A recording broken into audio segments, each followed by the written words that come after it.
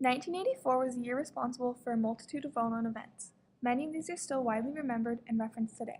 Iconic movies, songs, episodes, and moments capturing the essence of the 80s were created during the span of the year. For example, most people have probably seen the film Footloose, not only because of the recent release of a remade version, but because it has become an American classic.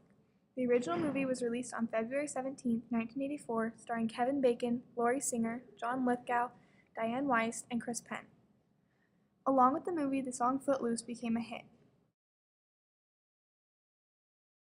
1984 was also the year of Micheal Jackson's infamous hair fire.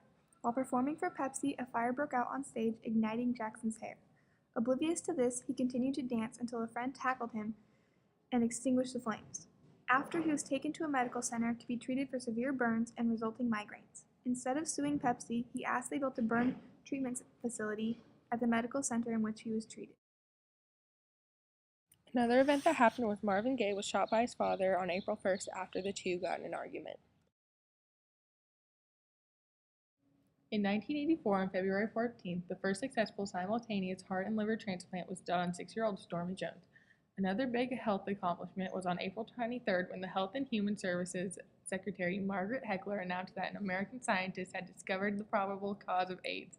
She also said that a vaccine would be available in about 2 years.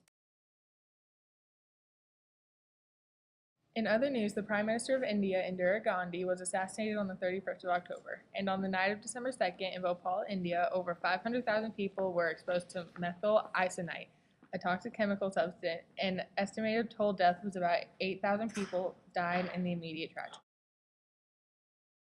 On September 28th, the Reagan administration's foreign representatives went to Brussels due to the suspicions of the International Progress Organization.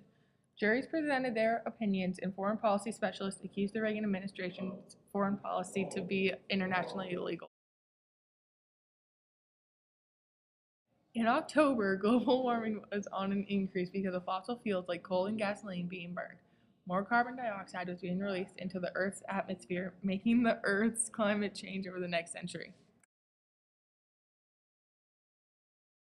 1984 was both a high and low point on the home front of the Reagan administration.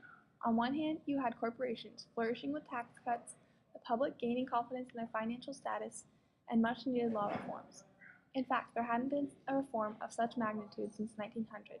The Comprehensive Crime Control Act addressed quite an array of crimes, from violence to terrorism to economic offenses. It's famous for creating the Sentencing Commission, which created sentencing standards for federal courts. This act also restricted the ability of pleading insanity, as well as cracking down on drug law.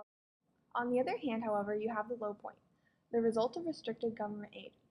Throughout the year, inner-city conditions fell increasingly into disrepair. Job opportunities were not as prevalent, and housing was poor. As a result of the government cutbacks, over 13 million children faced poor living conditions as they fell below the poverty line.